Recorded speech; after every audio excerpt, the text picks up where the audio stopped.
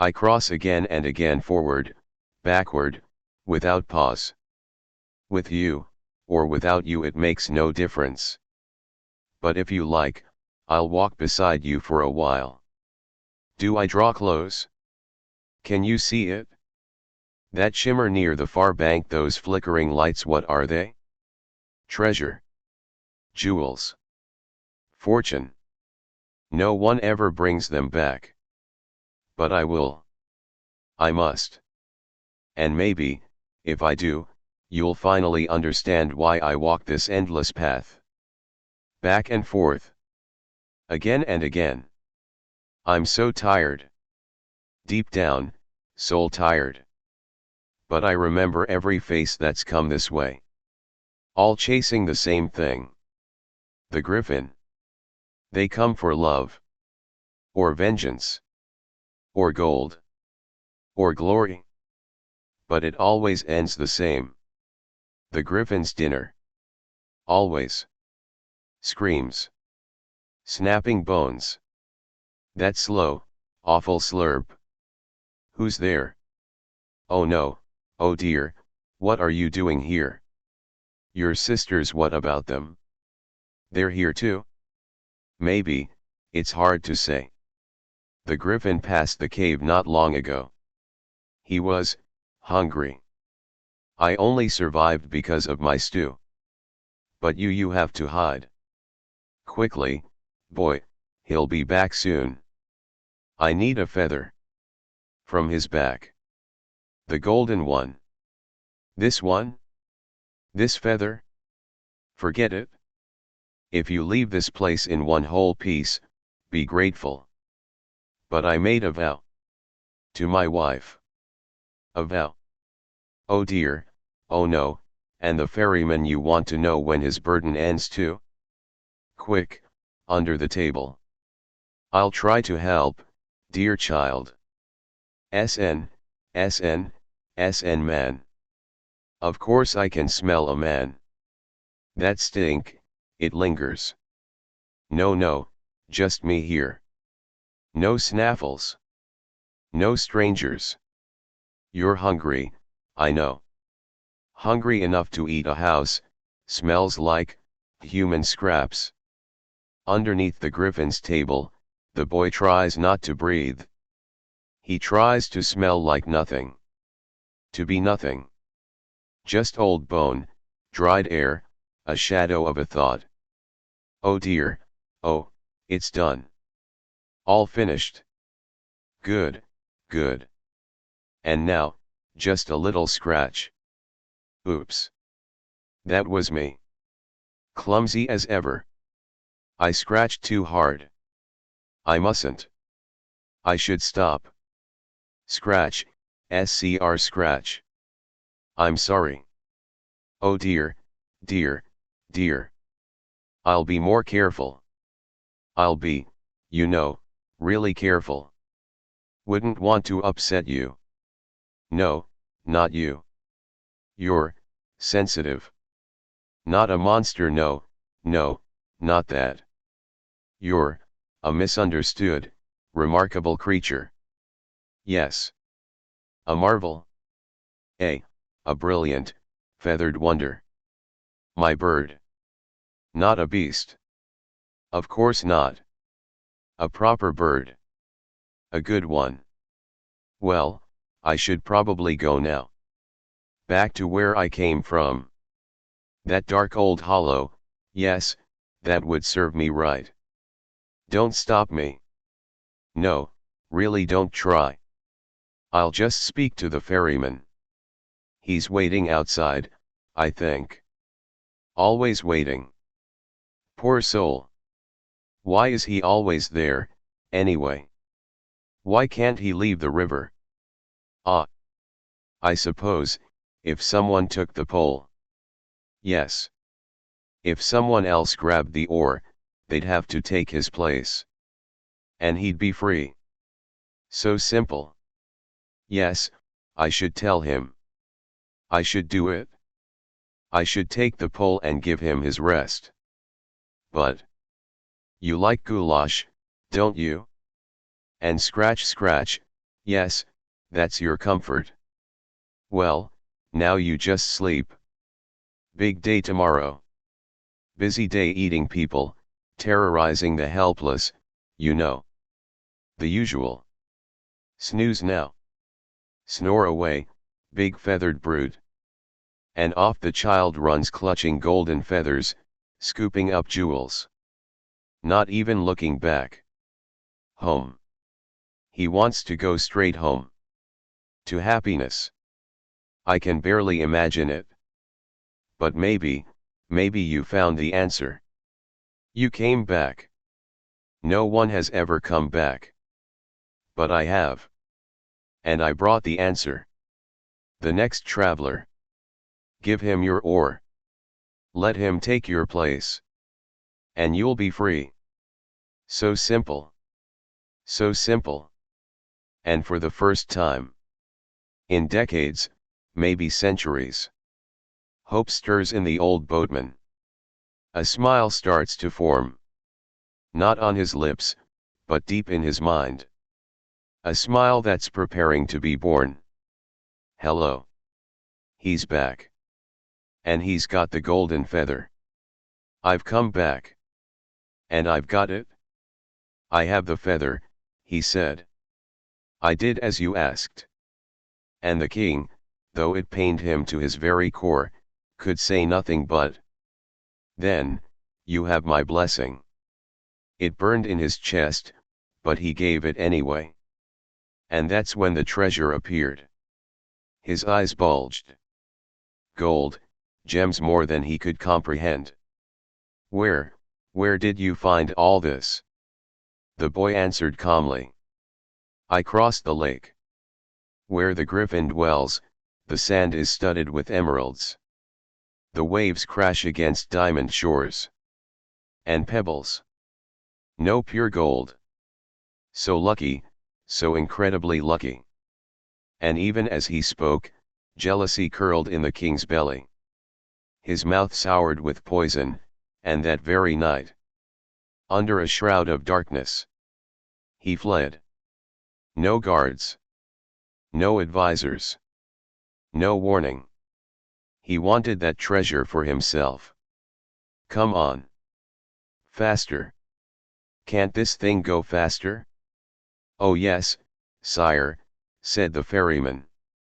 There's a way. Take it. Just, take it. And so, if you ever come to a lake, with an island at its center, and a boat drifting slowly across, rowed by a pale, weary man, turn back. That place belongs to the griffin. And once you board that boat, you may never step off again. Because the ferryman was once a cruel king. A man who ignored every warning, every prophecy. A heartless ruler.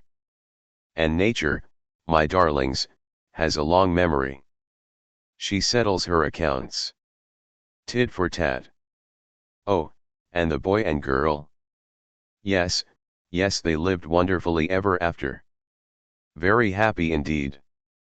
You see, the boy was a luck child. Back in the days when people made sense of their world through tales. Explained the past with them. Lit the present. And shaped the future with stories. There was always one spot near the fire that was saved. Saved for the storyteller. And let me tell you this. There's really no reason to be afraid of giants. Most are gentle. Harmless. Even affectionate. Unless, of course, the giant has no heart. That kind of giant is something else entirely. Imagine every cruel thing. Now make it bigger. That's a heartless giant. One such monster once plagued the icy reaches of the far north. He'd hidden his heart, you see. Too many feelings made him dangerous. His face was like a wasp's nest, ready to burst. And with one hand, he could shatter a skull like it was nothing but. With one hand, he could shatter a skull like it was nothing but a frostbitten apple. Crack gone. And the people? They lived in fear. No one dared speak his name. No one dared look toward the mountain where he slept. But there was a girl. Small, silent, and strange. The kind of child who watched shadows instead of chasing them.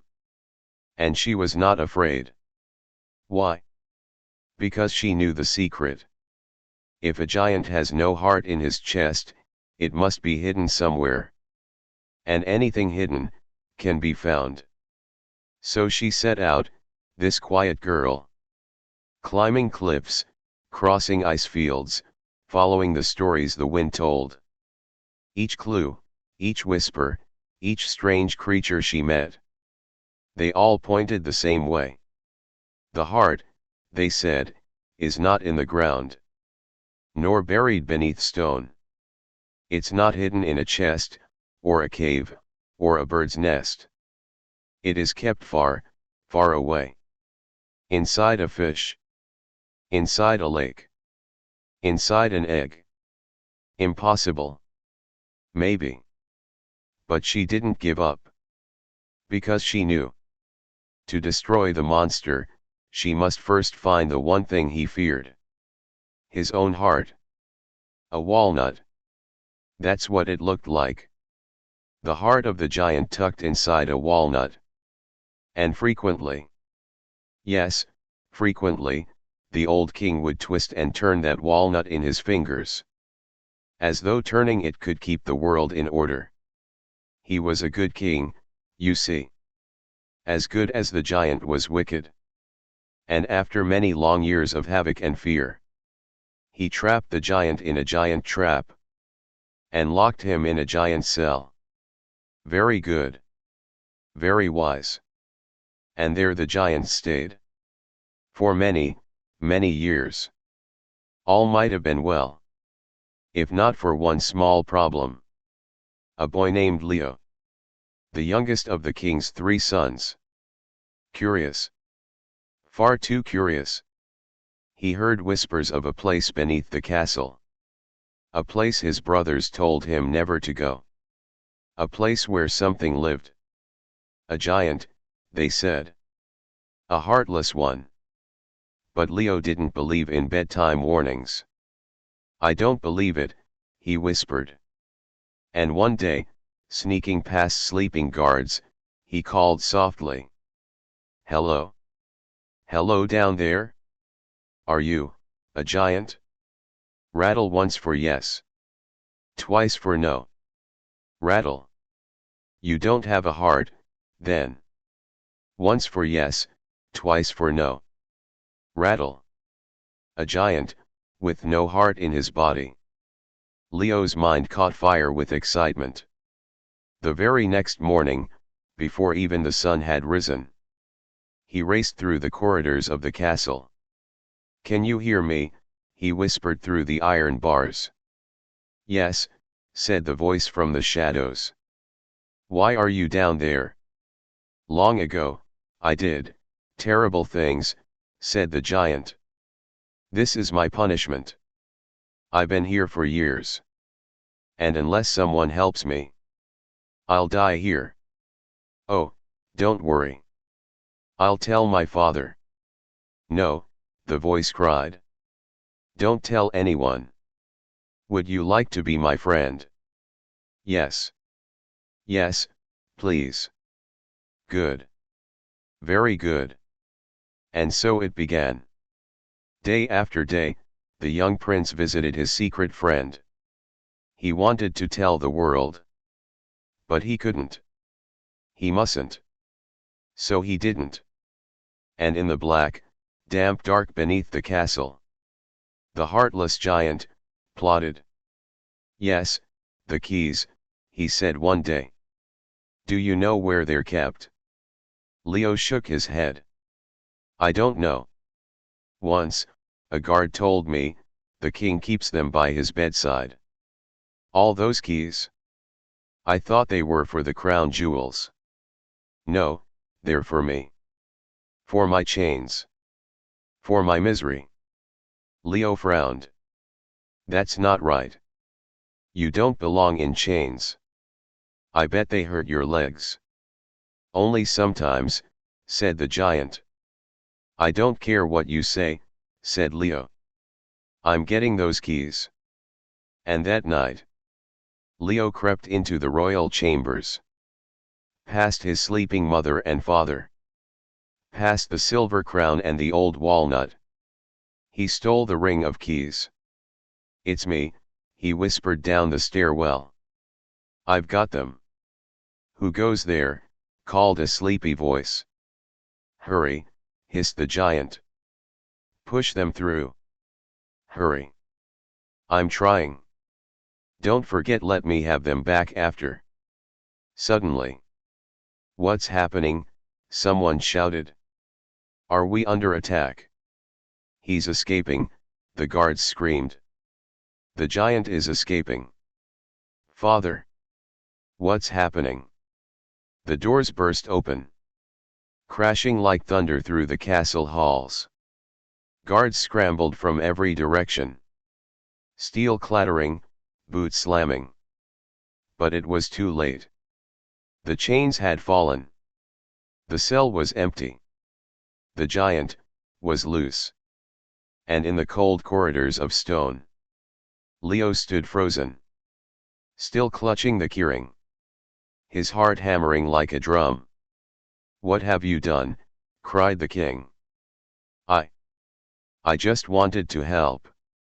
Help, his voice echoed with rage and sorrow. You freed the heartless one. All through the night, the kingdom was turned upside down. Search parties. Torches. But no sign of the giant. He was gone. Vanished. And so came the curse. Crops withered. Storms grew teeth. Children dreamed of footsteps, too big to be real. And Leo. He was not punished. Not with words. But with silence. And silence is the cruelest teacher of all. The king grew old. The kingdom dimmed. And far to the north, where no paths remain, a figure built a fortress of ice and shadow. Inside, a giant with no heart. A boy's kindness twisted into fuel. And in his hand always, always, a walnut. Uncracked. Unopened. But never forgotten. Your room, your safe place. The voice was a whisper now, faint as the dust that hung in the corners of the room. Leo blinked through the fog of confusion, his heart still heavy, his mind spinning. After all this time, how could we escape? He muttered. You have the keys, my lord, came the reply. Then, the crushing truth fell like a weight on his chest. Someone helped you, someone betrayed us. A madman. Only a madman would help a giant with no heart. Starting again. Leo's face flushed with shame, his body trembling. The tears blurred his vision, mixing with the deep anger that bubbled inside him. He felt so let down. So stupid. The boy inside him, the innocent heart, the joy. They were gone. Like his friend. And they would never return. His brother, the eldest, appeared at his side. Brother, where are you going? Leo didn't answer at first. He had no words, only a deep, gnawing despair. Finally, with a heavy sigh, he said, I'm going to get the giant back. To undo my mistake. His brother's face hardened with concern. Good luck, he whispered, his voice heavy with regret. But Leo didn't hear him. He was already gone. The boy's heart thudded with a terrible certainty. Leo's brother had gone to find the giant. And he didn't come back. Leo's world was slowly crumbling. Brother, where are you going? I'm going to find our brother, and to kill the giant. He'll trick you, Leo called out, but it was too late. His brother had already ridden off. Now, with both brothers lost to him, the boy felt utterly alone. Days passed. The kingdom grew quieter. The echo of laughter faded. And then, Leo's mother came to him, weeping. "Your father says he's going after the giant," she sobbed. "He can't, he mustn't. He's too old. Too ill." "But I can't promise you, mother," Leo whispered. "How can I? It was my fault. If not for me, the giant would still be chained. No, I must repair what I've broken." And so, in the madness of it all, Leo set out alone, riding toward the north. The journey to find the heartless giant. To end the cruelty he had unleashed. 3 winters passed. The cold pierced him to the bone. But he did not falter. And one day, after a long, bitter journey, he found himself standing on the edge of a vast, barren land. He knew this place. The ground here had been trampled beneath monstrous feet. The footsteps of the giant. A voice broke the stillness.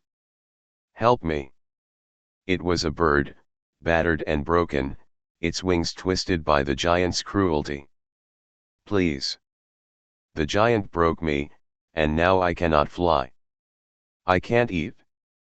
Leo's heart tugged. He knelt beside the poor creature, his fingers gentle as he fixed its wing. He fed it bread soaked in milk, tending to it with kindness. "Thank you," the bird said, its voice a soft chirp of gratitude. "If you ever need me, I shan't forget." Leo nodded and moved on. But the world had more to show him. Not long after, he came upon a stream. And from the water came a desperate cry. "Help me! Help me back into the water!" The voice was frantic, panicked. Leo rushed forward, and saw a fish, flailing desperately in the shallows. "Help me! I'm stuck. I'm stranded." Leo paused, his mouth watering at the thought of fish. But he remembered the bird. And with a deep breath, he lifted the fish gently and set it back into the water. The fish swam away, its fins gliding like whispers. "Thank you," the fish called. "I would have scoffed you if you had taken me, but you're kind. If you ever need me, I'll be there." Leo smiled sadly, and continued his journey. And now, his old horse gave up the ghost. The one who had carried him 1,000 miles and more. Through wind and rain. Through snow and sorrow. It sank slowly to its knees. A final breath. And then, it rolled over, and died. For a moment, Leo stood there. Staring. Shocked. He couldn't speak. Not to the beast that had been his loyal companion. Couldn't even weep. He was famished. And so very tired. So he lay down beside it, curling into the cold earth. His body too exhausted to move. And he shut his eyes. Squeezing back the tears that burned his cheeks. The dreams came. His mother's voice. Her soft hands. Nursing him. Licking his wet cheeks. Hugging him tight. But then, the teeth. Terrible teeth. Glistening. Yellow. "I've not eaten since the winter came," the voice rasped. "Help me. Let me eat your horse. I'll eat it and be strong again. Trust me." How could Leo trust anyone now? Anyone who'd betrayed him? Anyone who'd led him into this nightmare? But the voice continued. "Please. Let the wolf starve, then. Or I must surely die." Leo hesitated. But he had no more strength to fight the cold. No more fight in him at all. The wolf howled with hunger. And Leo, broken, Let the wolf eat the horse. The wolf sucked the bones until there was nothing left. Not even a scrap. When it was finished, the wolf came to him. Save the reins, master. Come here. I'll help you. Leo didn't understand, but his body moved before his mind did.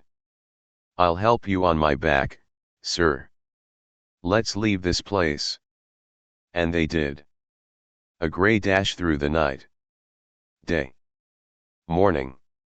Until they came at last to a place unlike any Leo had seen before. A garden. But it was no peaceful garden. No. This one was full of statues. Stone men. Stone women. Stone soldiers. Frozen in time. Frozen by the giant's terrible magic. The wolf stopped. This is my brother's work, it whispered. There is his house. A shudder ran through the wolf's voice. All who approach him he turns to stone. Leo could not breathe. Look at them, they're frozen. But the wolf growled softly. No. Don't look at them. The giant has no heart. He's no one's friend.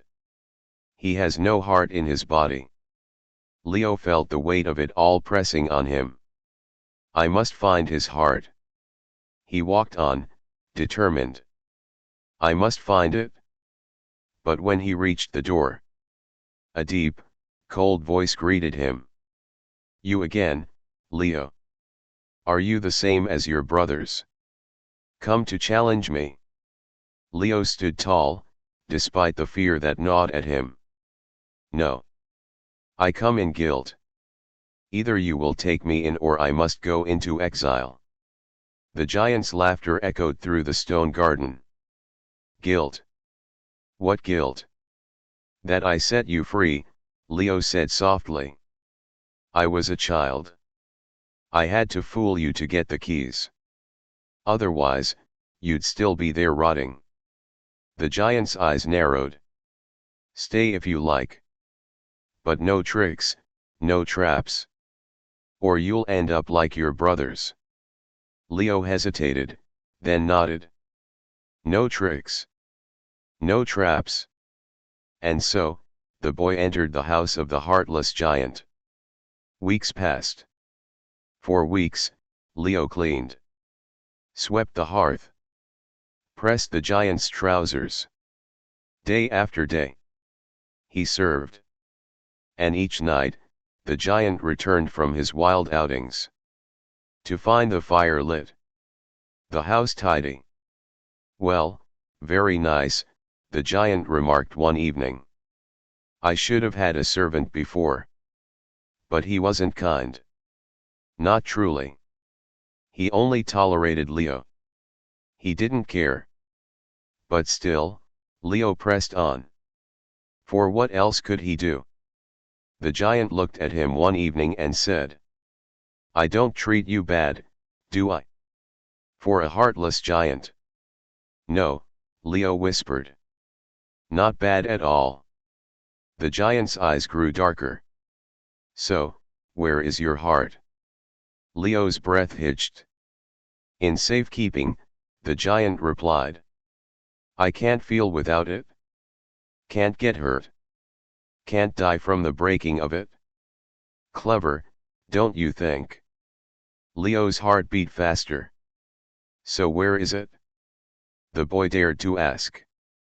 The giant chuckled. He who prizes it is prone to die. Do you follow me? Leo nodded, his own heart pounding louder in his chest. I'll tell you if you want to know. The giant said. It's in that cupboard. Leo's heart thundered in his chest. He could hardly wait for the morning. No heart? Oh no. The heart's not there at all. Leo's heart pounded. He had been so close. The giant returned that evening. His steps heavy. What's that smell? Polish. What are you polishing that old cup for? It's the home of your heart. It should be polished. Leo froze. He had been so sure. But the giant scoffed. Did you really think I kept my heart in a cup?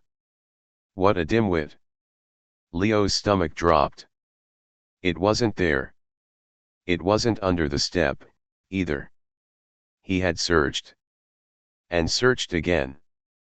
I see no heart. Leo cried out, desperate.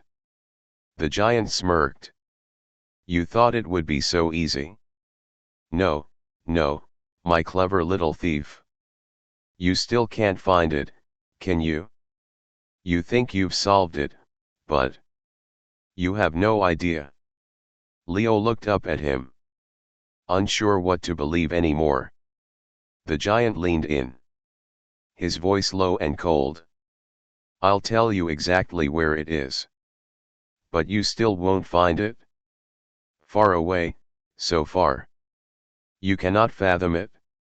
So high, you cannot climb it. He paused for dramatic effect. And then continued. It's a mountain. In the mountain, there's a lake. In the lake, there's an island. On the island, there's a church. In the church, there's a well. In the well, there's a duck. In the duck, there's an egg. And in the egg is my heart. Leo's eyes widened in disbelief. Impossible. It couldn't be true. I see, he muttered. But the giant's mocking laughter echoed around him. Not so easy, little thief. Not such a diddle. Not such a fool as you thought. Your father tricked me once. But I shall not be tricked again. Leo was already scheming. He didn't care how impossible the task seemed. That night, he stole away into the darkness, calling for his friend, the wolf. The wolf leaped up, ready. And together, they rode headlong into the night. A blur of wind and earth beneath them. They reached the mountain by morning. Climbing, scrambling. They reached the lake. The church was locked. And the door would not budge. The wolf pointed. Impossibly high. Dangling from a tree. Was the key to the church. How are we ever going to reach that? Leo muttered. The wolf's eyes glimmered. Watch, it said. And with a leap, it soared up, snatching the key from the air. Inside the church, they found the well. And sure enough, in the well swam a duck. Come on, come on, Leo urged. But then, what was that? The fish, cried the wolf. It's my fish. Catch it. Leo dove into the water, his fingers brushing the slick scales. And there, in the fish's mouth, was the giant's heart. I've got it! I've got it! Leo shouted. His heart raced with triumph. But then the wolf's voice dropped. Where have you been, little one? I've a good mind to crack your ears. To set you there with your brothers. Leo flinched. But the wolf's gaze softened. I have a good mind to set you right. And make you see what you've done. Leo stepped back, holding the heart in his trembling hands. Now, what should I do? He whispered, unsure of himself. I'll break it, the wolf said. I'll break it to bits. Unless you release my brothers and all these poor people. Leo's hands shook. He looked at the egg, held tightly in his palm.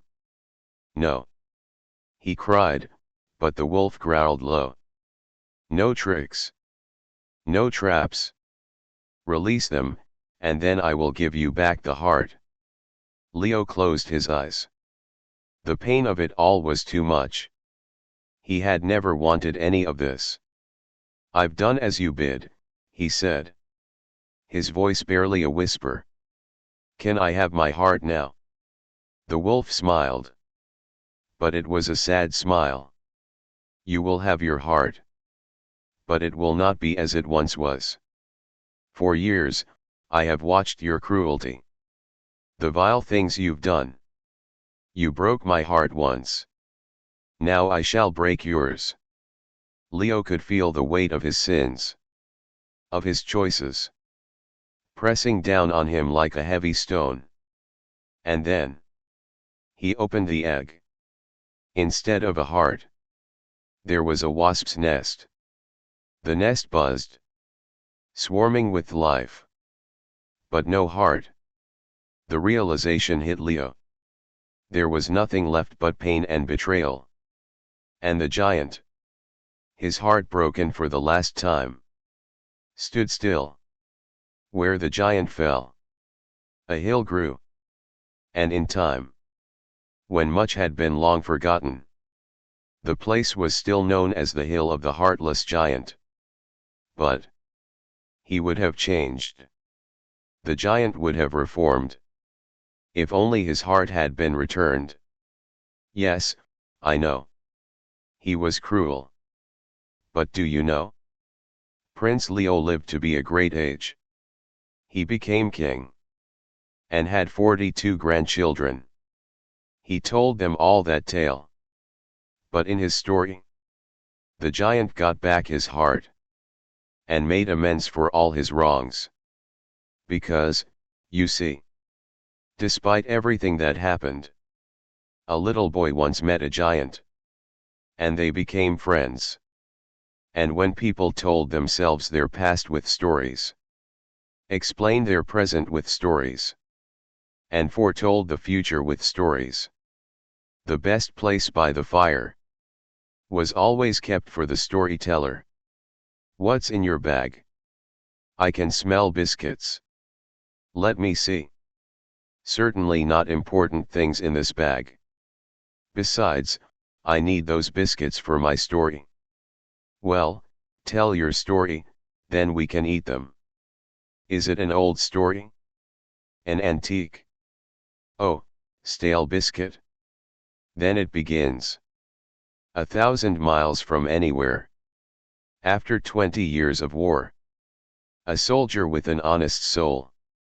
Nothing but a shilling in his pocket. And 3 dried biscuits for the long trudge home. Was marching along. This was his regiment. The Royal Hussar. Oh yes. 1,000 miles he marched. Whistling his tuneless whistle. And by the time his shilling was spent, he was down to 3 dry biscuits. One day, he came across an old beggar. And the soldier stopped, joining in with the beggar's fiddle. Neither of them could play very well. One couldn't fiddle. And the other couldn't whistle. But they were happy, sharing a merry tune. The beggar said, "Is it worth a fall, then?" The soldier replied, "More than you know. I can give you nothing. But I do have a biscuit. You can have it." "You're a good man," said the beggar. "Father, you deserve better. Go on, eat. You're a good man." And off the soldier went, whistling his new tuneless tune. But funny, peculiar, and strange indeed. His whistle now sounded like rubies. If rubies could whistle. He kept it up all the way down the road. Until he met another old soul. Down on his luck. This old man was sitting at the edges, playing on a drum. The soldier stopped, whistled his ruby whistle, and danced a little jig. His weary boots stumbling and hopping. He swapped his second biscuit. And with it, the old man's drum beat turned into a lively rhythm. By now, the soldier's steps were light. His heart lifted. And his dance was skipping along the road. At length, he came to a third old soul. worn thin and whispering as he played cards by the side of the road. The soldier watched as the man shuffled and dealt. His hands perfect. Setting out a flawless hand of cards. A splendid game. The soldier clapped. But there was a problem. He had nothing left to give. His bag was empty. Except for one last biscuit. He hesitated. But then, feeling pity for the old man, he held out his last dry biscuit and broke it in two. It didn't feel right, giving the man less than the others. So he gave him both halves. "You're a good man," the old man said. "And you deserve more luck than to be on your last biscuit. Take this instead. These cards. They'll never lose for you." The soldier took the gift. Amazed. "Take this sack too," the old man continued. "It may seem ugly, but it's remarkable. You can call on a bird, a beast, anything you wish, and it'll appear in the twinkle of an eye." And so, the soldier went off, whistling his ruby whistle, skipping along with a light heart, his sack now full of possibilities. He walked, and in the distance, he saw a hill where a grand palace stood. "I thought I heard you slept well, soldier," someone said, catching his attention. "Not bad. Not bad at all," the soldier replied, squinting towards the palace. "Whose palace is that? Why are the windows all smashed?" he asked, confused.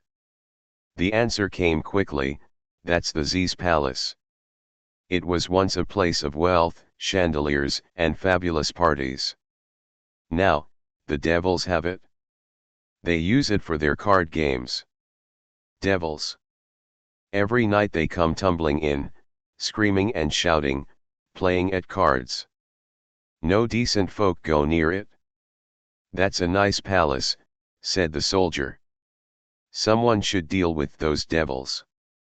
The story continued. An army tried once, but in the morning, there was nothing left but shadows. "These are devilish devils, gamblers too, I think." "Well," said the soldier, with a grin, "I'll take a closer look." Into the palace went the soldier, with his sack on his shoulder and his whistle on his lips. Inside, it was eerily quiet, as though the walls themselves were holding their breath, waiting for something. "Look!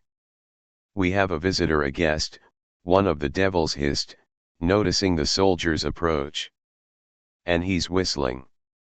"That's a nice whistle," one of them said. "I want to have it." The soldier nodded, unfazed. "I hear you like a game of cards. What shall we play for? Your souls? Your whistles? Your teeth?" "I collect teeth." "Fair enough. And what will you stake?" one of the devils asked, grinning. The soldier, without a second thought, answered, "We've got 40 barrels of gold." "Any good?" "Very good," replied the devil. And so they played. The soldier dealt the cards, won once, won again, and kept winning. The devils, furious, fumed in a way only devils could. Despite their cheating, the soldier continued to win game after game. By the first bell of morning, the 40 barrels of gold were stacked high behind the soldier's chair, and he was still whistling as he played.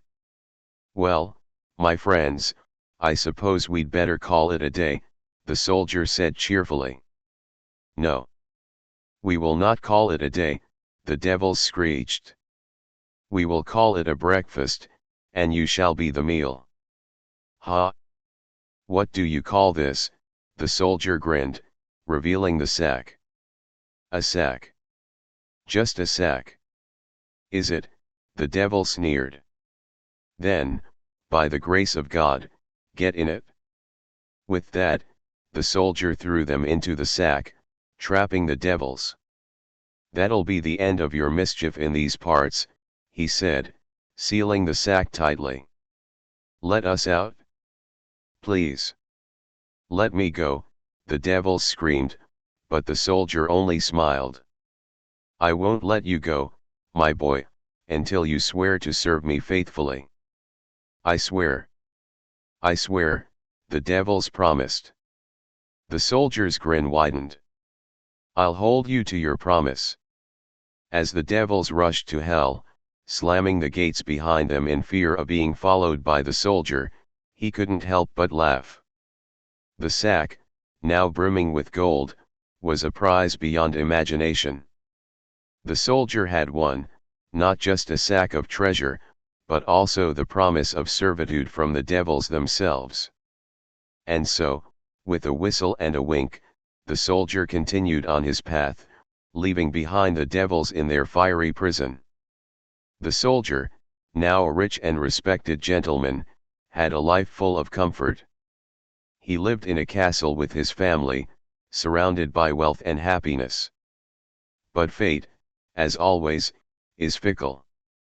His son fell ill one day, struck by a terrible fever. The boy's condition worsened, and no amount of remedies from quacks, apothecaries, or healers seemed to help. The room was soon filled with gray-bearded men shaking their heads, and when the fever took a turn for the worse, the priests arrived, murmuring prayers. A man in black came to measure a coffin. The soldier and his wife, desperate and heartbroken, watched as their son slipped into a swoon. The situation grew dire, and all hope seemed lost. But then there was a knock at the door. From the shadows, a voice called, "Where's the devil?" The soldier looked up, surprised. "I'm here, Your Excellency," the devil answered, stepping forward with his usual grin. "What are you doing here?" the soldier asked, surprised. "Not so much sprung, as holed up," the devil replied, shrugging. The soldier's face softened. "I need you. My son is gravely ill." "Let me see him," the devil said, moving to the boy's bedside. He peered over the child, and with a slight bow, he explained, "I see a small creature, that's death, Your Excellency. But it stands at the foot of the bed. If he moves to the head, then you must worry." "Will he recover?" the soldier asked, anxiety creeping into his voice. "Yes. As long as death doesn't move to the head, your son will recover." The devil continued, "But you must sprinkle some water from this glass on the child. It will help." The soldier, desperate, took the glass and did as instructed. Miraculously, the boy began to stir. He opened his eyes and soon sat up, the fever broken. Thank you," the soldier said, overjoyed. "Could I have my foot back now?" he asked. The devil chuckled. "Of course. I promised, didn't I?" He handed the soldier his foot, and the soldier, grateful, placed it back in its proper place. As the boy recovered, the soldier's life seemed to improve even further. He set himself up as a miracle worker, traveling the world with his magic glass. He became known as a healer, able to cure ailments that others could not. His method was simple: show him a sick man, and he would hold up the glass. If death sat at the foot of the bed, a quick splash of water would bring the person back to life. If death stood at the head, the soldier would shake his head solemnly, whisper a few words, and leave. The relatives would pay him anyway, muttering how a pity it was that he came too late for some. But as often as not, the soldier left with happy families, grateful for his miraculous cures. One day, the soldier received a message from home. The old Tsar, the ruler who had once rewarded him with wealth, was gravely ill and sent for him. The soldier rushed back to the Tsar's palace, but when he arrived, he saw the familiar faces of beggars, thieves, cats, and dogs. Yet, no one could save the Tsar. The soldier shook his head and sighed. "You can't fight death, can you?" the Tsar rasped from his bed. "If death needs a new friend, let him have me, but let me go in his place." The soldier stood by the bed, the weight of his past decisions heavy on him. Death had always been a part of his journey. The pact he had made, the miracles he had performed, now, they led him back to where it all began. Would the soldier find a way to save the Tsar or make his own ultimate sacrifice? Would he, too, fall to the grip of the devil's hand? The last laugh, it seemed, was indeed reserved for death, and the soldier was about to face his own final reckoning. The soldier's life had turned into an endless cycle of endless years, stuck between immortality and the weight of his past deeds. With death in his sack, he had turned the world upside down, making it a place where no one could die, no matter the battle, no matter the wound.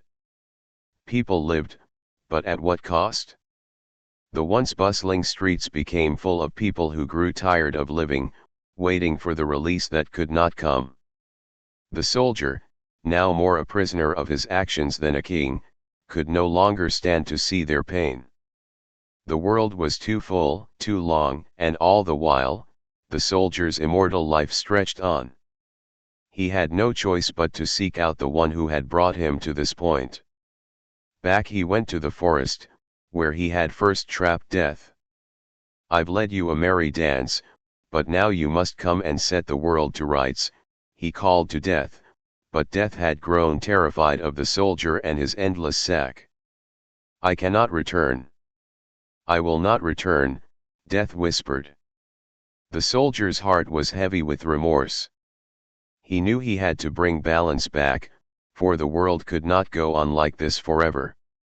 And so, he dragged his weary soul and his sack across the earth, reaching the edge of the world, and then, to his final destination, hell. "Yes, a sinful soul comes to surrender his life," the gatekeeper said, eyeing him warily. The soldier pleaded, "I beg you, give me the map to heaven.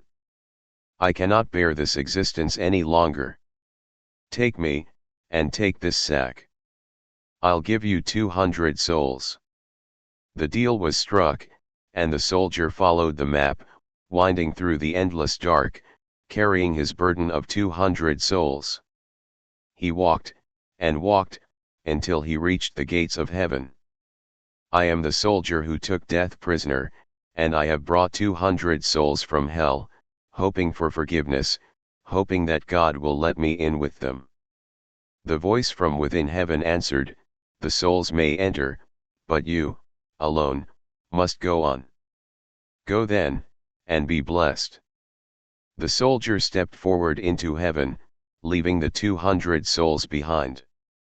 As he entered, he was told, "Take this friend and, once inside, call me into the sack. Remember, I delivered you from the furnace." But there was one final twist: heaven did not remember. The souls that entered forgot their pasts, their pains, and even the soldier who had carried them. And so, he waited, and waited. The soldier, now standing alone in heaven, finally understood the truth of his actions. His desire to undo the wrongs he had done could never be fully realized. He had tried to undo the damage, but time had swept away his hopes. Death, after all, had its own rhythm, and no man, no soldier, could stop it forever. Anna, the orphan girl trapped under the troll's cruel rule, was not a stranger to hardship. Though the troll had promised her nothing but torment, a part of her still held hope, even if it was only in the corners of her thoughts. He demanded impossible tasks, like stripping 20 pounds of feathers and packing them away without a single feather escaping. And yet, Anna did her best, though it seemed there was no end to his unreasonable requests.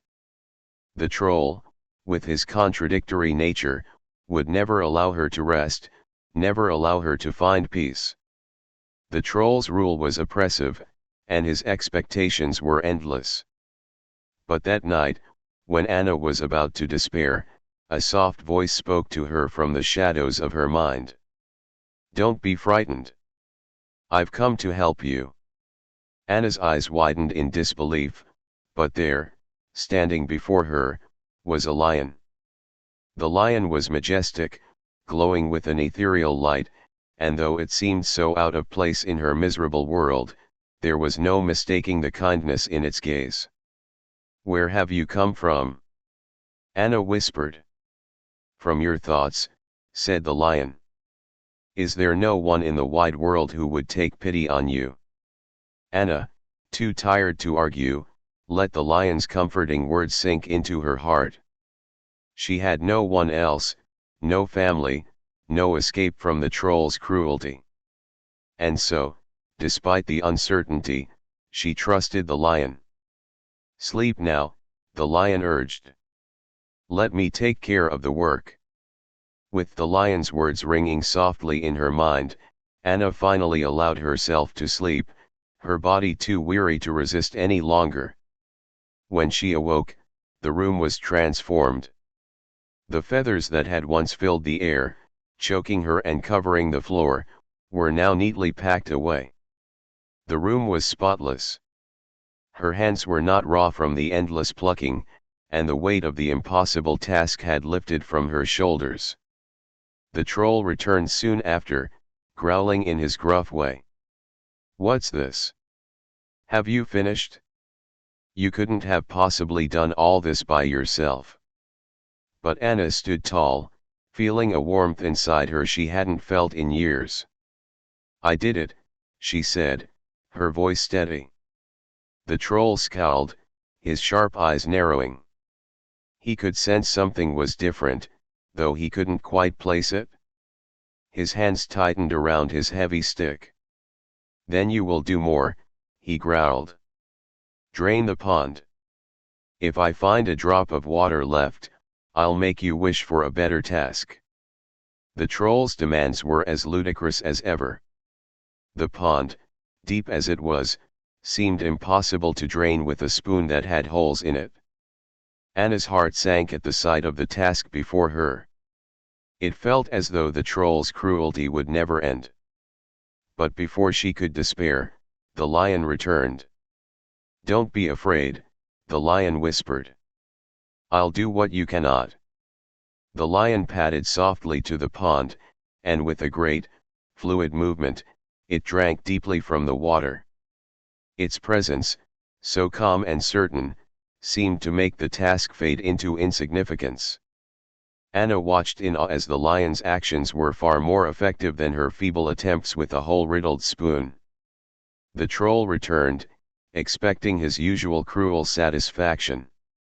But when he saw the pond, perfectly drained, and Anna standing there, untouched by the usual sorrow, he faltered. "Impossible," he growled. "How did this happen?" Anna smiled, but this time, it wasn't the same smile she'd once hidden in fear. It was a smile of quiet strength. She knew, deep inside, the tide was turning. She had help now, real help, not just the lion, but her own inner resolve, her belief that the impossible could sometimes be made possible. And with that, she would no longer be the troll's victim. A soft romance, delicate as the petals she receives each morning. Anna, who had been shackled by the troll's cruelty for so long, now found herself walking through a life of sweetness and light. The prince was different from the others, with his gentle kindness and quiet ways. Day after day, they would meet, their stolen moments growing into something deeper, something more cherished. The whispers of love that began with glances and smiles slowly turned into conversations and laughter.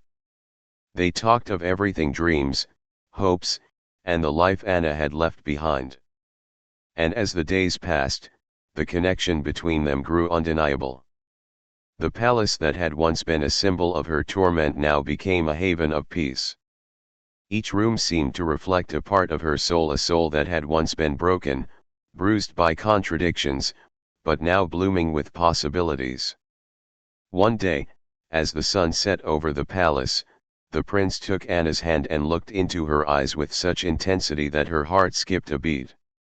"I've come to ask you something, Anna," he said, his voice soft and earnest.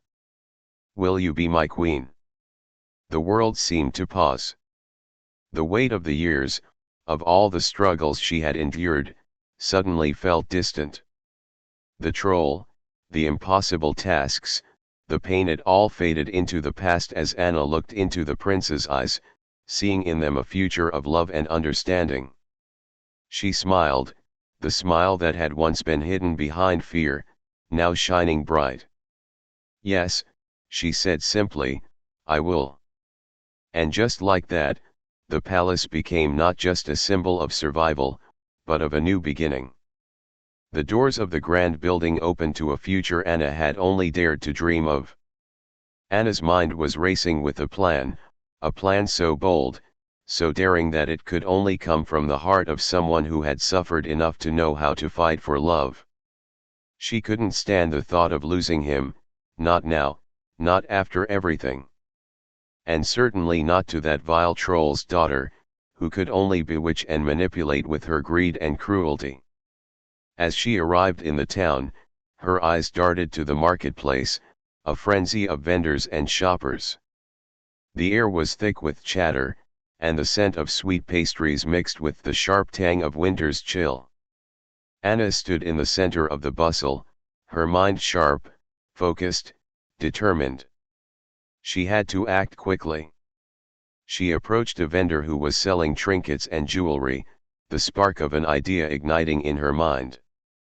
"I'll take that," she said, pointing to a sparkling necklace with a gem that shone with an almost supernatural gleam. "And your finest potion," she added, her eyes narrowing. She had seen this particular elixir sold only in whispers at the edges of the market, one that could make anyone fall in love. The vendor eyed her with suspicion, but there was something about her air, a quiet desperation that seemed to set her apart from the usual customers. Without a word, he handed over both items, his eyes following her as she walked away. Anna then made her way to the troll's castle, the very place where the prince was now trapped under her spell. She knew that she had to be cunning, to outwit the troll's daughter, who was likely underestimating her. The thought of that girl, that cruel beauty, taking away the man she loved filled her with cold fury. When she arrived at the gates of the castle, she felt a shiver run through her spine, as though the very stones held the remnants of all the pain that had been wrought here before. She took a deep breath and pressed forward, the necklace and potion hidden in the folds of her cloak. The castle was vast, a labyrinth of hallways and rooms, but Anna had one purpose: find the prince and break the curse.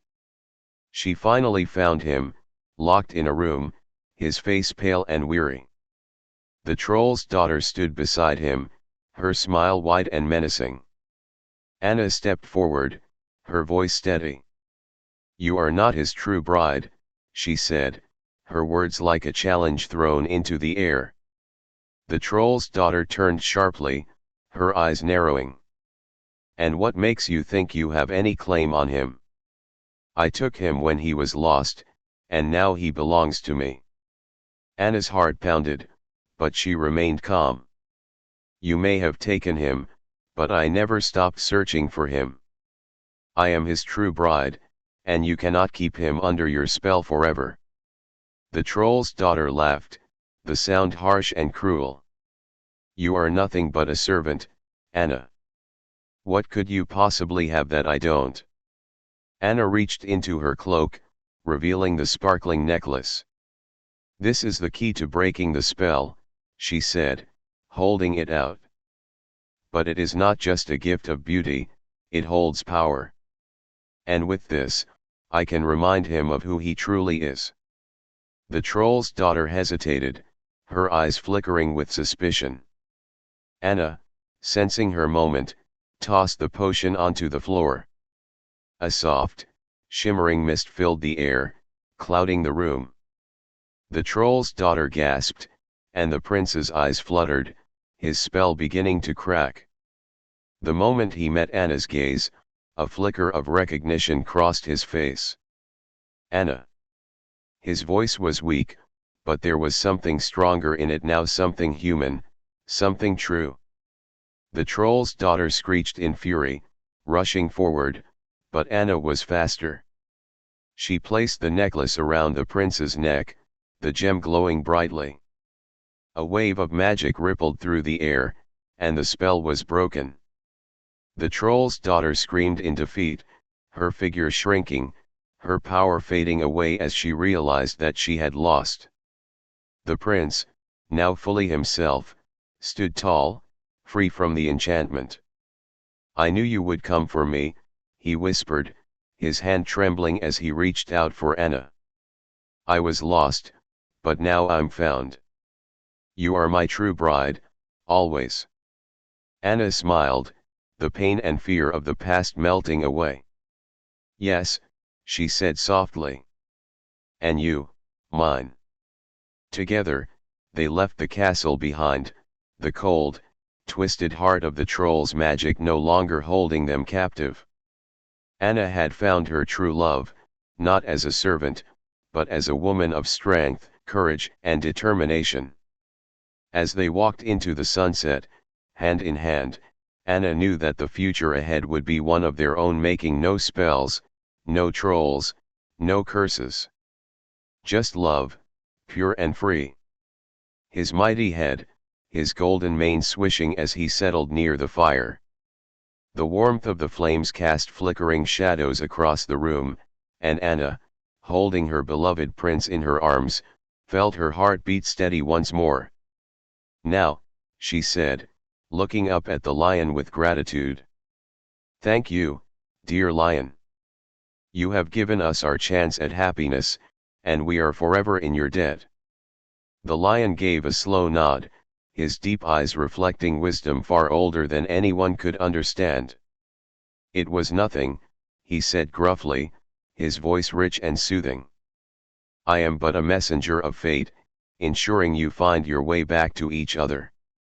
Anna and the prince exchanged a glance, then a soft kiss. Their love had weathered countless trials, and now, in this hidden sanctuary, they were finally safe. "What will become of the trollop?" Anna asked, her voice trembling with relief.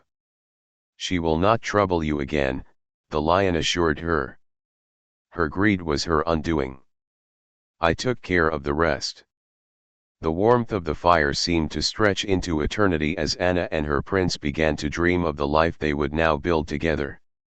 They had fought, endured, and finally triumphed over the cruel twist of fate that had once separated them. The world outside would never know the struggles they had faced, but inside this small, secure haven, they could breathe easy. With the lion watching over them, they fell into a peaceful slumber.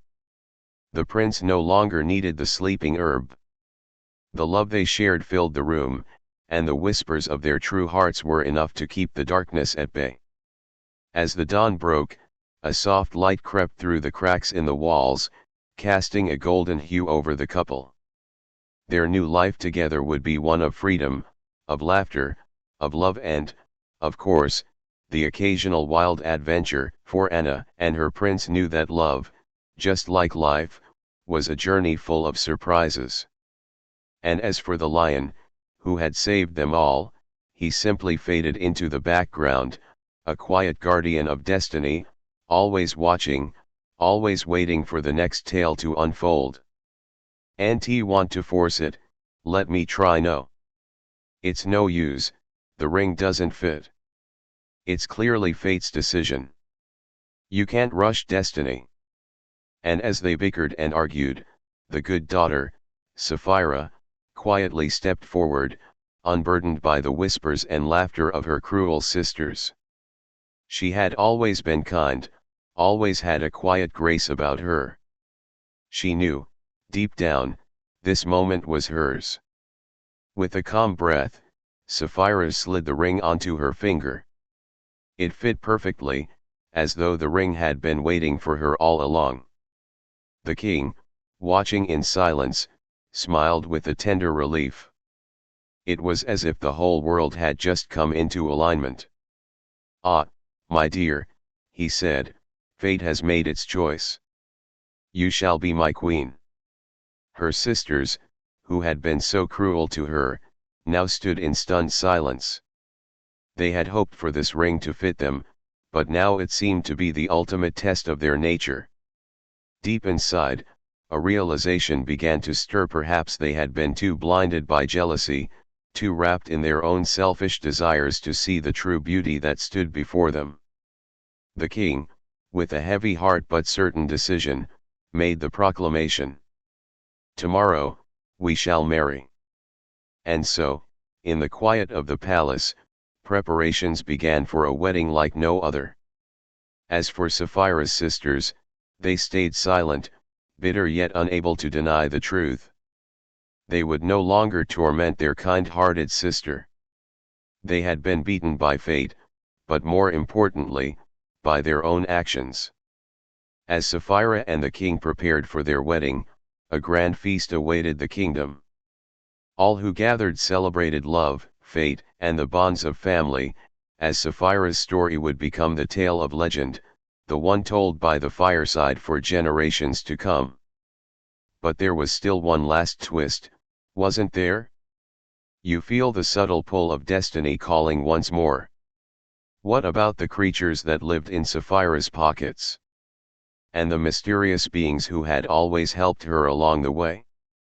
Would they have their moment in the end? What of her sisters, now humbled, would they ever find redemption? Sorrow could feel the weight of her decision as the ring on her finger pulsed with an undeniable power. The law was clear, the ring had chosen her, but the law could never account for the complexity of the heart. A marriage between father and daughter? A grotesque fate, one she could not bear to see unfold. Desperation clawed at her. She had done the unthinkable, touched the ring, and now she had to face the consequences. But somewhere, deep within her, a plan began to take shape. This was not the end. It could not be. "I will not marry my father," she whispered to herself, the words of vow. And so, Sapphira locked herself away in her room, hidden from the eyes of the palace, the preparations continuing outside her door. Her creatures, those loyal, strange little beings who had always been there, watching over her, went to work. They spun and wove, their tiny hands crafting a gown that was unlike anything anyone had ever seen. It was not gold, nor silver, nor moonlit white. It was something altogether different, something that shimmered with the colors of the night sky, stars twinkling with every move, as though it were made of dreams themselves. She would wear this gown, and when she emerged, she would have a different story to tell. Meanwhile, the king, his heart aching, sat in the grand hall, waiting for his daughter. The feast was laid out, the guests murmured with anticipation, but there was no sign of the bride. The royal court grew impatient, and the law demanded what it had always demanded: marriage to the one who bore the ring. The time was ticking down. The clock of destiny moved forward, and the kingdom held its breath. But not all was as it seemed. "Your Majesty, the princess will arrive shortly," the royal advisor said, his voice laced with tension. Sapphira, in her secret room, donned the dress, her own creation. It glowed softly, the fabric shifting as if alive, swirling like the night sky. She knew it would give her the time she needed. Emerging from her chambers, she made her way down the long, cold halls of the palace, her steps light and silent. No one saw her, no one heard her. She was not the princess they had expected. The king, already standing at the altar, his face heavy with regret and confusion, watched as she entered the hall. The crowd gasped. "Father, she said, her voice trembling but firm. I will not marry you. You are not the one I choose. And I am not the one you were meant to marry. There is more to this story than the law. There is a destiny beyond the ring. The court fell into an eerie silence, the tension palpable. The king's gaze softened, his heart sinking in understanding. The law could not have foreseen this twist, but it was her voice, her choice, that would break the chains of fate. Sapphira. The king began, his voice cracking. But the law, the ring, what can we do? She stepped forward, and her gown shimmered in the torchlight, sending sparks of color through the room. There is always a choice, she whispered. With a graceful motion, she slipped the ring off her finger and placed it on the altar. The whole kingdom waited, breathless. Then, a voice, a familiar, loving voice, rang out from the shadows. The ring belongs to no one, the lion said, stepping forward from the darkness of the hall. His great golden eyes locked on the king. It was never meant to bind. It was always meant to be a test. Sapphira's heart leapt at the sight of the lion. The creature who had been there for her, the one who had guided her through her struggles, now stood before her like a guardian. Sapphira, you have broken the chains of destiny. The kingdom is yours to shape. And in that moment, the king, seeing the truth in her eyes and feeling the power of the choice she had made, understood. Then I release you, my daughter. Be free. Choose your own fate. The feast that had once been set to celebrate a cruel law, became one of joy and liberation. Sapphira, with the lion at her side, would go on to rule with kindness and wisdom, her heart not bound by rings, but free to create her own destiny. As for the king, he stepped down, content to live out his days in peace, knowing that his daughter had chosen a path of her own.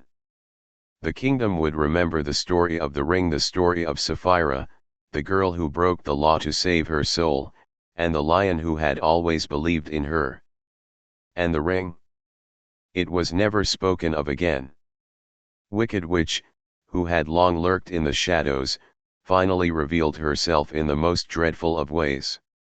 She had stolen the child, hidden him away in the dark corners of the kingdom, and now, as the princess remained silent, she plotted her next move, knowing that the silence of the princess was her greatest weapon. The prince, oblivious to the witch's treachery, continued to cherish his wife, his love for her unwavering. But the silence between them grew more unbearable with each passing day. His heart ached for his wife, who could not speak, and he struggled to find a way to lift the curse that held her tongue. Then, one fateful day, as the prince wandered the woods near the castle in search of a way to break the spell, he came upon an ancient oracle, old and wise, who spoke of the curse in a riddle. The one who steals the voice is the same who has stolen the heart, the oracle whispered, her voice like the wind. To break the curse, you must seek the one who has taken all your joy, and with courage, face the darkness. The prince, now determined to find the witch and save his wife, set off on a perilous journey. With each step, the shadows of the witch's malice grew closer. He ventured through enchanted forests, crossed treacherous rivers, and battled terrifying beasts all the while, his thoughts only on his wife and child. His heart was bound to them, and he would stop at nothing to free them from the wicked witch's grasp. In the depths of the forest, after many days of searching, he finally found the witch's lair, an eerie castle made of twisted thorns and dark magic. Inside, he found his son, locked in a golden cage, crying for his mother. "You've found him, prince," the witch's voice echoed, dark and menacing. "But what will you do now? You cannot break the curse, for you are too weak. You are nothing compared to my power." The prince, undeterred, stepped forward with newfound resolve. I will break this curse, witch, and I will free my family. You have taken everything from me, but I will not let you take my soul. Your magic cannot hold me forever. With that, the prince reached into his heart and summoned the purest form of love, a love stronger than any magic. The energy he summoned shattered the witch's spell, breaking the curse on his wife's voice and releasing his son from the cage. The witch screamed in fury as her power crumbled before the prince's courage and love. In a final, desperate attempt to regain control, she tried to curse the prince, but her magic was no match for the love he carried for his family. With a final cry, the witch vanished, her dark presence extinguished, and the prince, his wife, and their son were finally free. The princess, her voice returned, embraced her husband and child, tears of joy streaming down her face. "Thank you," she whispered, her voice now clear and strong. "Thank you for believing in me, for saving us." The prince smiled, his heart full. "We are free, my love. Together, we are stronger than any curse." And so, they returned to the kingdom, where they were celebrated not as victims of a wicked spell, but as a family who had overcome darkness with love and courage. The princess, once silenced, now spoke of love and hope, her voice a beacon for all who heard it. Their kingdom prospered, and their tale became one of legend, the story of a silent princess who, with the help of her prince, overcame evil, restored her voice, and reclaimed her family. The end of one dark chapter marked the beginning of a new, brighter story, one that would be told for generations to come. This appears to be a portion of a fantastical tale filled with rich, vivid imagery and emotional depth.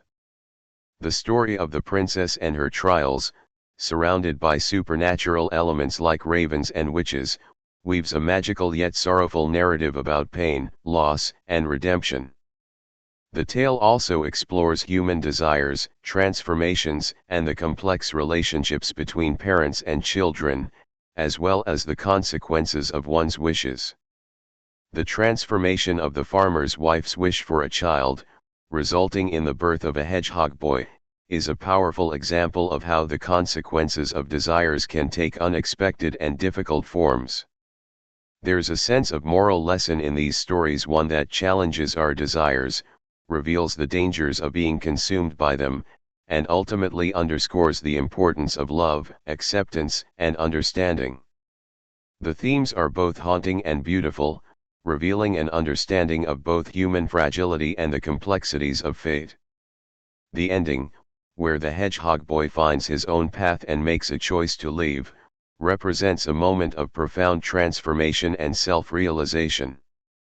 The king in the forest.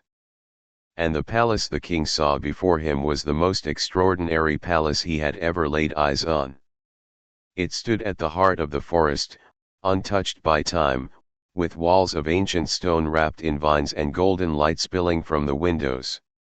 The sound that had led him here, a melody of sorrow and longing, echoed through the trees as he approached. He stepped inside, and the air was thick with the scent of something sweet and bitter, as if the very walls were alive with memories. In the center of the hall stood a woman, her hair silvered with age but her eyes still sharp and filled with wisdom, as though she had seen countless ages pass. She did not speak immediately, only looked at the king as though she had been expecting him all along. "You've come for something," she said at last, her voice a whisper of wind through the branches. "But what is it you seek, Majesty?" The king, his heart heavy with the burdens of his crown, hesitated. He was lost, yes, but more than that, he was searching for a way to heal the kingdom that had fallen into disarray, for a way to lift the curse that plagued his land. The crops were dying, the rivers drying, and his people once full of joy were now hollowed with grief. "I seek a way to save my people," he confessed, his voice betraying the deep sorrow he carried. "I've been told that a great magic lies hidden in these woods. I've come for it. The woman's smile was soft, yet tinged with sadness. Magic, like time, is a powerful thing. It does not always yield to our will, and it does not come without its price. Are you willing to pay? The king's chest tightened. He had long known that all things of value demanded a sacrifice, but this felt different. He felt a weight on his soul, an unease that had not been there before. He took a step forward, determined. I will pay any price. My kingdom is suffering, and I am desperate. The woman's eyes softened with an ancient knowing, and she nodded slowly. Then follow me, she said, turning toward the heart of the palace. She led him through winding halls, their walls lined with strange symbols and the echoes of forgotten songs. The further they walked, the deeper the forest seemed to grow around them, as if they were moving through a world entirely separate from his own. At last, they reached a chamber unlike any the king had seen before. In the center of the room stood a mirror tall and framed in twisted branches, its surface swirling with a strange light.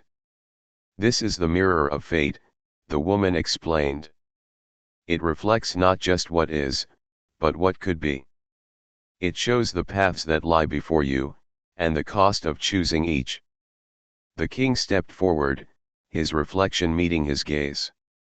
But it was not just his face that stared back at him. No, in the mirror, he saw the land, his kingdom flourishing, the crops vibrant, the rivers flowing with life. But at the same time, he saw shadows creeping over the land, a growing darkness, a price to be paid for the prosperity he sought. You must make your choice, the woman said softly. Look into the mirror and decide what you are willing to sacrifice to see your people thrive. The king's heart pounded in his chest. His thoughts turned to his people, to his family, his queen and children. He thought of the life they had built together, the legacy he hoped to leave behind. But could he risk it all for the greater good? Was he willing to trade what was precious to him for a future that could be? I don't know, he stammered, his eyes flickering between the future and the darkness that lingered. The woman's gaze remained steady. The mirror does not lie. It shows the truth, the consequence of your desires. All magic has a cost. The king stood there, his mind racing. The weight of the choice pressed down upon him, the lives of his people, the land itself, his family all hanging in the balance. And then, as he stood frozen in the face of such uncertainty, a voice echoed from the depths of the palace. Father! The king turned to see his daughter standing at the entrance of the chamber, her eyes wide with worry. She was but a child, too young to understand the full scope of what he faced. But in her gaze, the king saw something he had been missing: innocence, trust, and love. He saw the very thing he sought to protect, not just the kingdom, but his family, the ones he held dear. You don't have to do this alone, Father, she said softly, her voice filled with a wisdom that seemed far beyond her years. You can choose another way. Not everything needs to be sacrificed for the greater good. Love can heal, too. Her words, simple yet profound, struck the king's heart like a lightning bolt. He looked once more into the mirror, and for the first time, he understood. The path forward did not lie in bargains or sacrifices. It lay in the strength of love, in the bonds that held his family, his kingdom, together. With renewed resolve, the king turned back to the woman. I will not choose the price of suffering. I choose the path of love. I choose my people, my family, and my heart. The woman nodded, a faint smile on her lips. Then go. The magic you seek was never in the mirror. It was in you all along. Trust in it. As the king left the palace, his daughter by his side, the forest seemed to part, revealing the kingdom he had long sought to save. And as they walked, hand in hand, the land began to change. The air grew warmer, the crops began to bloom once more, and the rivers flowed freely.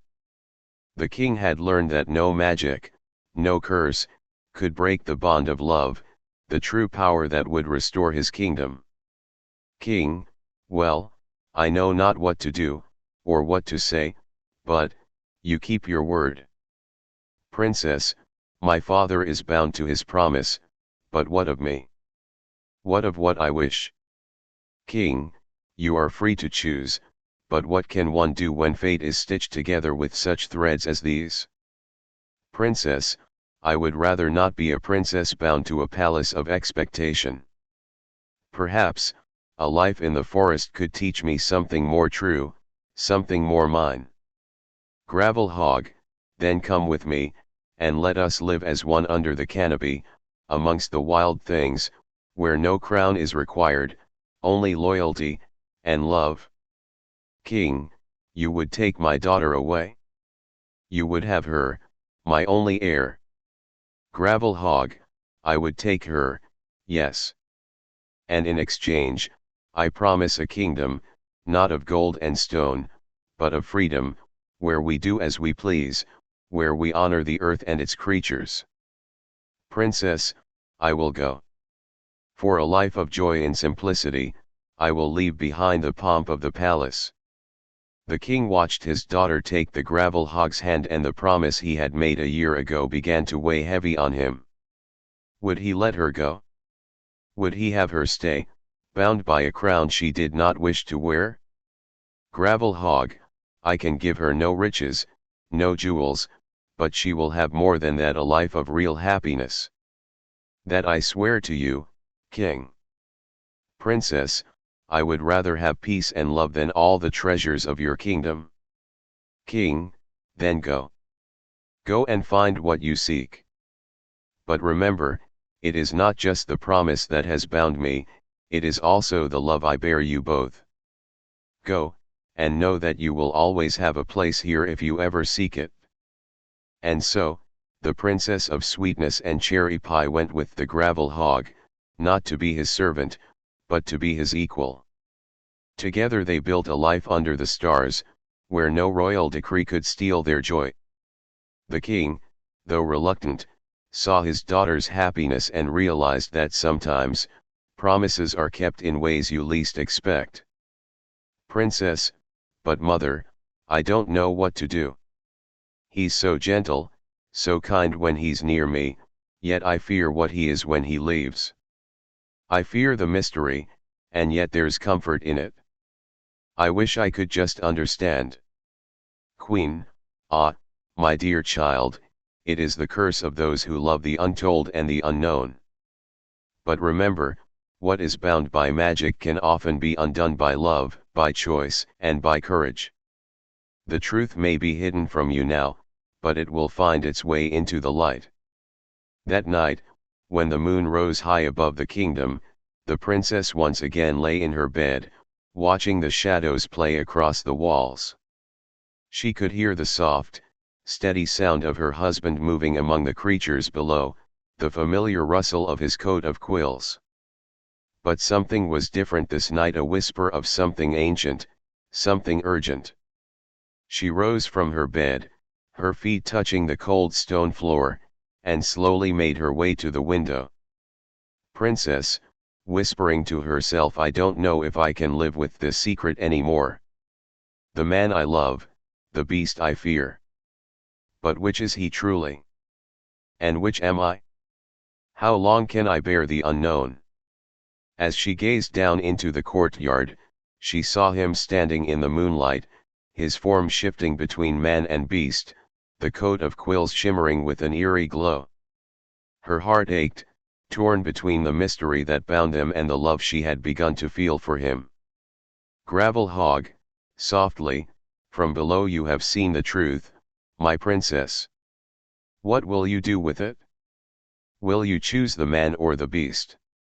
Will you love me, even as I am? Or will you leave me behind? The princess's breath caught in her throat. She had always known there was a price to the secrets, but now it felt like a choice between two impossible paths. Princess, I love you, but I am afraid. Gravel hog, then fear is the key to the curse. If you can see past it, if you can love beyond it, the magic will break. But you must decide, and you must decide soon. The princess hesitated, looking at the creature below, her heart pulling in two different directions. She had made promises before, but this was different. This was her heart at stake. The following morning, the queen once again saw the shift in her daughter's eyes. The lingering sadness was now mixed with determination. The princess was ready to face the truth. Queen, have you made your decision? Princess, I have. Queen, then go, my daughter, and be true to your heart. No magic, no curse, can bind you if you choose the path of love. Choose wisely, for once the spell is broken, there will be no turning back. As the day wore on, the princess gathered her courage. That evening, as the moon rose once again, she went to the gravel hog, who waited for her in the garden, his form shifting under the light. Princess, I choose you. I choose the man, the beast, the one who is both and neither. I choose you, not in spite of the curse, but because of it. Because I believe in love beyond magic, beyond fear. In that moment, as the princess spoke those words, the spell began to break. The quills that had once covered his skin fell away like leaves in autumn, revealing the man beneath, the man who had been waiting for her to choose him fully. Gravel hog, you have broken the spell with your love, my princess. And now, we are free. The two of them stood there, in the quiet of the garden, the moon casting its soft light over them. The world seemed to pause, and for the first time, they were no longer bound by magic, no longer two separate beings caught in a curse. They were whole, together.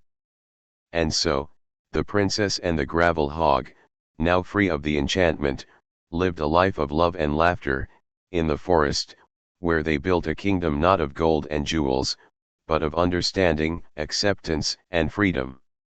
They were no longer defined by the curses they had overcome but by the love they had forged. The tale of the princess and the gravel hog became a legend, one of love that broke the darkest of curses, of a woman who chose to love beyond fear, and of a man who was never truly a beast, but simply waiting for the right love to set him free. Storyteller, no, he wasn't frightened of rats or bats or cats or even the dark. No, this boy, he was the bravest of them all, and he wanted to know what fear really felt like. Not just the kind of fear that sends you running from the shadows, no. He wanted to know the fear that makes your heart race and your skin crawl. He thought, if he could find that kind of fear, maybe he could conquer it. Maybe he could be the bravest person in the world. Boy, confidently, I am not afraid. I know what the dark is, and I know the sound of rats scurrying in the corners. What is there to be afraid of? Storyteller, so, he went to the elders and asked them for a challenge. Something that would scare him, something real. The elders looked at him with knowing eyes, for they had seen many who had asked the same question, only to regret it afterward. But they agreed, and they gave him a task: find the thing that makes even the bravest men tremble. Find it, face it, and return to us unshaken. Only then will you know what fear truly is. Asterisk. Boy, I will do it. I will face whatever it is, and I will not be afraid. Storyteller, and so, the boy set off, walking for days and days, until he reached the deepest, darkest forest where the air seemed thick with shadows. He walked and walked until he found a great cavern hidden beneath the roots of the oldest tree. The entrance was dark, and it felt like the very air inside the cavern was alive with something ancient, something that whispered at the edges of his thoughts. Boy, speaking to himself, this must be it. This is the thing that frightens even the bravest. Storyteller, he stepped into the cavern, and at first, everything was quiet. But then, from the depths of the darkness, he heard it soft, almost imperceptible at first, a low, rumbling growl that seemed to come from deep within the earth itself. The boy's heart began to race, but he pressed on, determined to find what lay at the end of the sound. And then, as his eyes adjusted to the dark, he saw it. Boy, shocked, what is this? Storyteller, it was a great beast, unlike anything he had ever seen, fanged and enormous, its eyes glowing with an unnatural light. But as the boy stepped closer, he realized something strange. The beast wasn't roaring, wasn't growling at him. No, it was crying. Quiet, low sobs that echoed through the cavern. The boy stood frozen, confused. Boy, are you afraid of me? Beast, sniffling, no, not you. I am afraid of what I have become. I am a creature of darkness, of terror, and I cannot remember the last time I was anything else. Storyteller, the boy took a step forward, his heart beating fast, not from fear, but from something else. He felt compassion. He realized that this beast, this terrifying creature, wasn't terrifying at all. It was lost, trapped in its own fear, just like the boy had been. The boy, with courage, spoke softly. Boy, gently, you are not alone. I will help you. Tell me, what makes you so afraid? Beast, shaking its head, I was once like you. I was once brave, unafraid of anything. But I sought out fear, and I became it. Now, I cannot escape it. I am trapped in this form, cursed to be what I feared most. Storyteller, the boy realized then that the true fear was not in the beast or the darkness. It was in the search for fear itself. The more he sought it, the more he became it, until it consumed him. The boy took the beast's hand, something no one had dared to do before, and led it out of the cavern, into the light of the rising Sunday. Boy, with understanding, fear is not something you find and conquer. It is something you face and let go of. Only then can you truly be free. Storyteller, and so, the boy learned that the greatest fear was not of rats, or bats, or even of the dark. It was the fear of becoming what you fear most. And with that understanding, he walked back home, no longer seeking fear but choosing to live without it. And from that day on, he was never afraid again. Storyteller, smiling, so, my friends, remember, fear is not something to chase. It is something to understand, to face, and then let go. And that, I believe, is the most powerful kind of courage anyone can have. Storyteller, so, the boy, fear not, follows the stranger down the narrow, winding lane. He's determined, focused on learning what fear truly is. The street is eerily quiet, with not even the usual sounds of birds or rustling leaves. The man leads him to a small, dark doorway nestled between two crooked buildings. Stranger, with a knowing smile, here we are. This place, young man, is where you'll truly understand fear. Fear not, hesitant, I don't like the look of this place. It seems unnatural. Stranger, with a wink, trust me, I've helped many who seek what you seek. Now, just step inside. I'll guide you, don't worry. Storyteller, fear not, steps inside, his heart thumping. The air is thick and musty, and the room smells faintly of decay. He can barely see, but there's something about the darkness that gnaws at him. It's more than just the lack of light. It's like the shadows are watching him, closing in. Fear not, nervously, where are we? What is this place? Stranger, this is the hall of forgotten fears. Every fear you could imagine lives here, waiting. You will see them soon enough. Storyteller, suddenly, a cold wind sweeps through the room, and Fear not feels a chill crawl up his spine. Then, from the shadows, something begins to stir. First, it's a low whisper, barely audible, but then the voices grow louder. Fearful voices, voices filled with dread and despair, all around him. They are not his own thoughts. They belong to the fears of others, trapped in this cursed place. Fear not, shaken, what is that? What are those voices? Stranger, calmly, those are the fears of those who came before you. The ones who sought to learn fear, just like you. They were not strong enough to face it. But you are different. Aren't you? Fear not. Storyteller, and just as the stranger's words hung in the air, something larger shifted in the shadows. Fear not could feel it before he saw it, the eyes of something massive, something ancient, watching him. The weight of its gaze was enough to make his heart race. Fear not, whispering, what is that? What's watching me? Stranger, grinning, you are about to meet your greatest fear. The thing that haunts you most, that lives in the darkest corners of your mind. Close your eyes, fear not, and face it. Fear not, stumbling back, I can't. It's too much. Storyteller, but it was too late. The creature emerged from the shadows. Its form was indescribable, shifting and changing with every blink. It was a fear that had no shape, only a presence, a suffocating, overwhelming presence. Fear not stood frozen, his legs unwilling to move, his heart pounding in his chest. Fear not, crying out, please, no. I didn't mean to, I don't want this.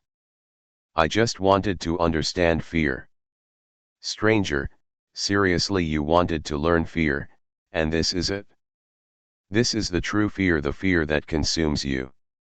The one that twists your mind, takes hold of your heart, and makes you doubt everything you've ever known. The fear that you are powerless against. Storyteller, and there, in that moment, Fear not realized something. The greatest fear wasn't the creature before him, or even the shadows that whispered around him. The greatest fear was the fear of losing control, of not being able to face something that couldn't be reasoned with. It was a fear that took him to his very core. And for the first time, he felt small and vulnerable. Fear not, whispering to himself, I can't face it. I can't face this fear. Stranger, softly, you see, fear not, this is the first lesson. You can't face fear by avoiding it or running from it. You have to face it, stand tall, and accept that it exists. Only then will it lose its power over you. Storyteller, and as the creature loomed closer, its twisted form almost engulfing him, Fear not closed his eyes. He took a deep breath, and with a trembling voice, he whispered asterisk. Fear not, resolute, I am not afraid. I will face you. I will not run. Storyteller, for the first time in his life, Fear not stood in the face of the creature, unflinching. And slowly, the creature began to fade. The shadows retreated, and the weight on his chest lifted. The fear had lost its power over him because he had chosen to face it, instead of letting it control him. Stranger, with a proud smile, well done, fear not. You have learned what many cannot. Fear doesn't define you. It's how you face it that does. Storyteller, and so, Fear not left the Hall of Forgotten Fears, not as a boy who feared the world, but as one who had learned to understand it. He returned to his village, wiser and braver, knowing that fear, though inevitable, would never hold him captive again. Storyteller, and so, dear friends, as the cold wind howled and hunger gnawed at the storyteller's belly, the story carried on. The beggar was no beggar at all, but a wise man in disguise, teaching the storyteller a lesson in humility, and in the endless circle of life where we give to receive, and receive to give.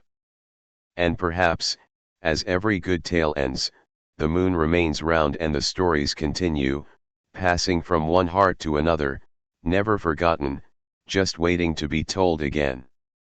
Storyteller, with a knowing smile now, before you slip off into the night, remember this: the well may run dry, but the stories, they will always find a way.